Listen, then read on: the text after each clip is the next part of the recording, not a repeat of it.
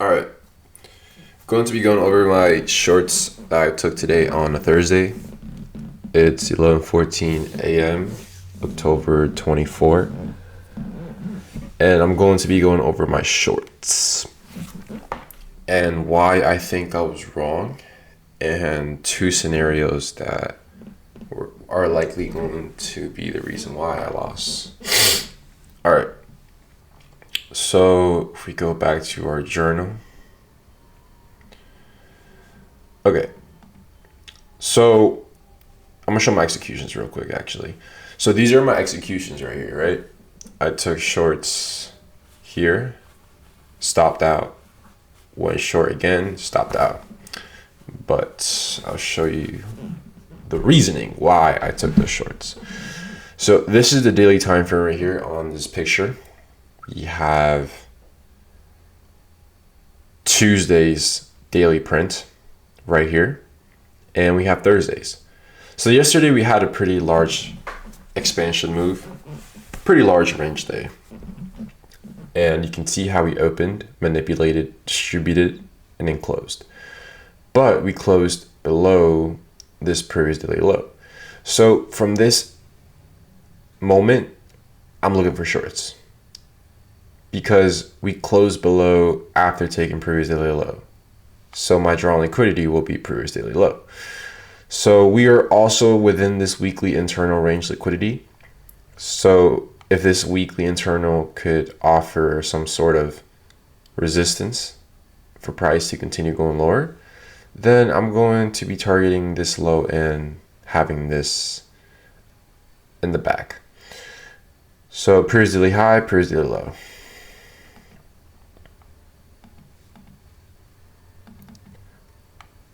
After the daily time frame, I go to the 4-hour time frame. I can see we have this 4-hour SIBI. So if this 4-hour SIBI does offer fair value, it will go for previous daily low, which is this low right here, which is my drawn liquidity. So I was using this H4 SIBI as well. And on the hourly, we can also see how we closed below this fair value gap.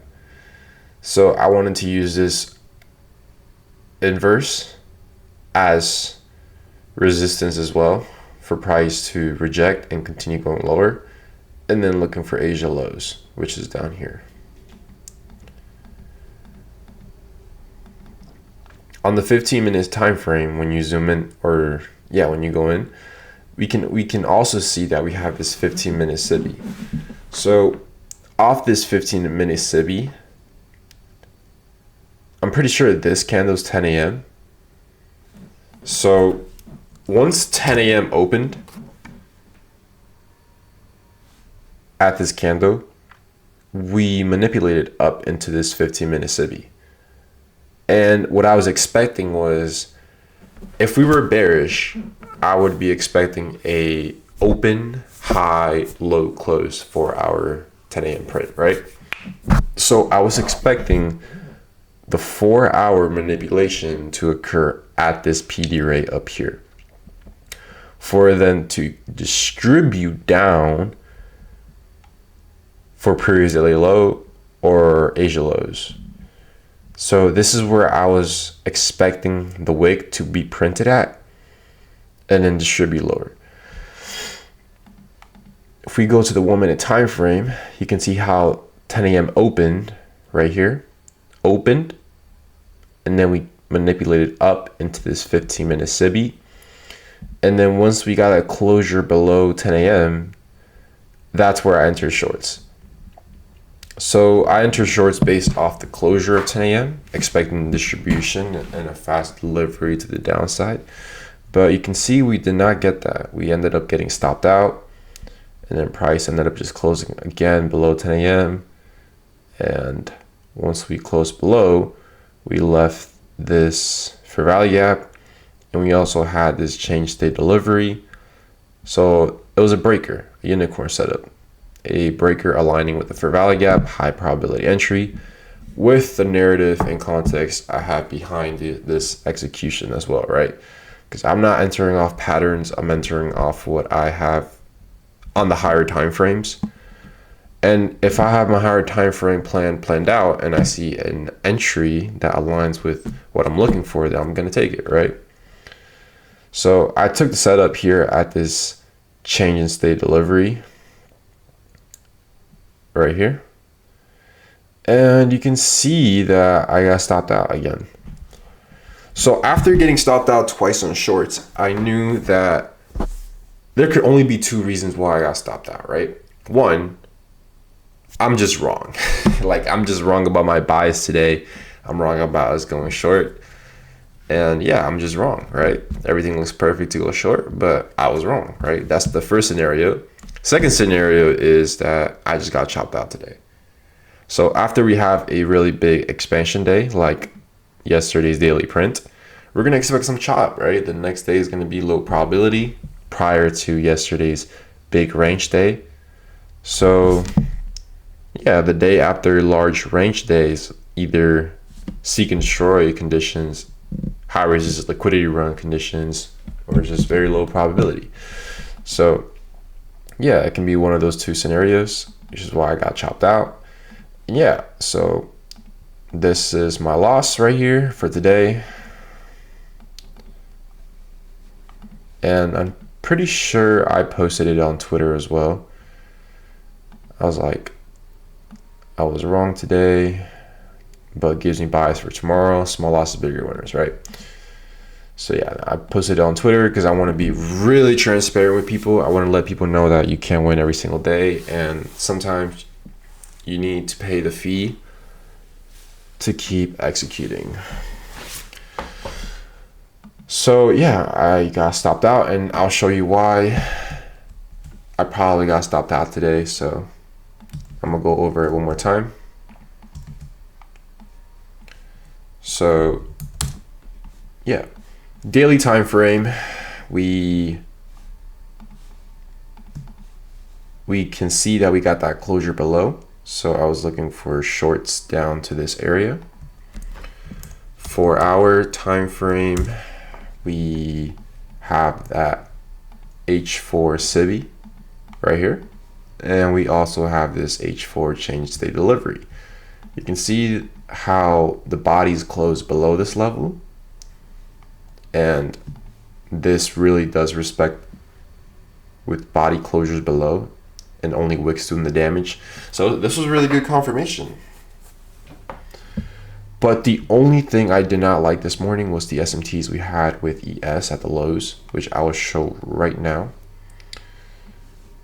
So NQ managed to take this low right here, while ES failed to do so. So this is Kraken market correlation between these two assets. And usually it just means that you're going to expect some kind of reversal at this area right here. So yeah, this was the only thing I did not like this morning seeing.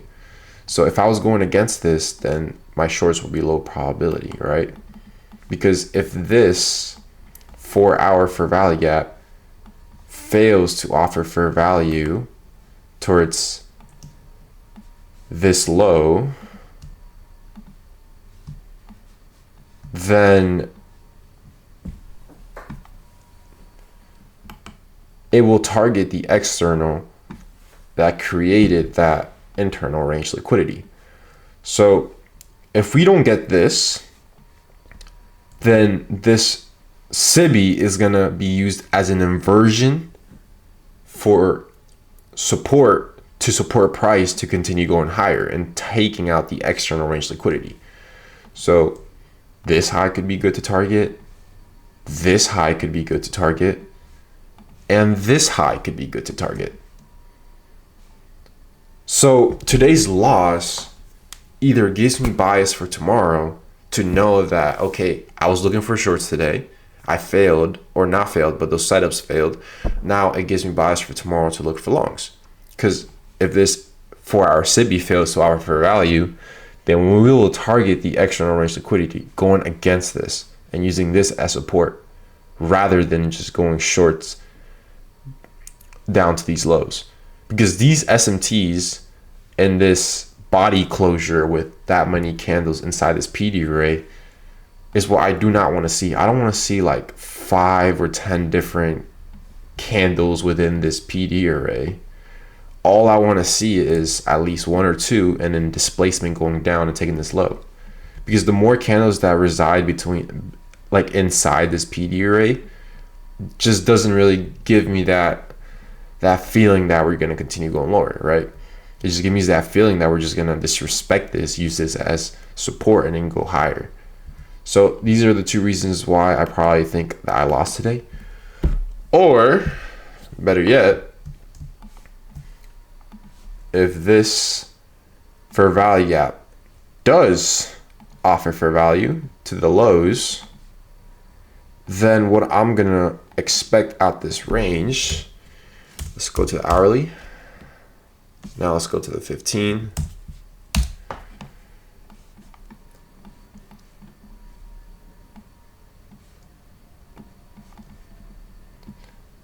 So in order for us to get to previous daily low, it's going to be around like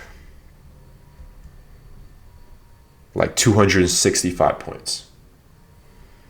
So the market can either consolidate, expand towards previous daily low, or just not have this 4-hour SIBI to offer fair value and then continue going higher. So either one of those 2 scenarios, right? It's either we're consolidating to engineer more liquidity and then continue going lower, or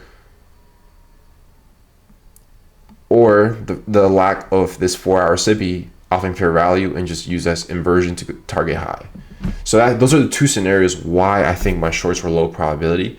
But you can see just how nasty this PA is. I mean, look at this. This is crazy. This PA right here. This is where I got chopped out in, but it was expected. I mean, we had a very large range day the day prior. It was around like 524 points. Not 524 points. It was like more like like 406, like 450. Like it was a very large range day yesterday. And the reason why we had a very large range day yesterday was because ES on the weekly, if we can go to ES on the weekly, it wanted to seek this internal range down here at this low, which is why we had a very large range day yesterday, because ES had this weekly fair value gap. So on the 15, you can see we also had that big range day to look for that move down to this FEG. But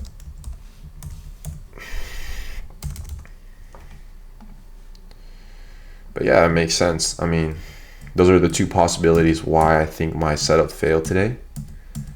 And it makes sense. But yeah, either 2 scenarios, we just end up chopping here and then continue going lower, or we just chop and just use that inversion and go higher. But yeah, that's all I think about right now on price. So that's pretty much it for today. Just wanted to be transparent here. And yeah, that's all. Have a good day, guys.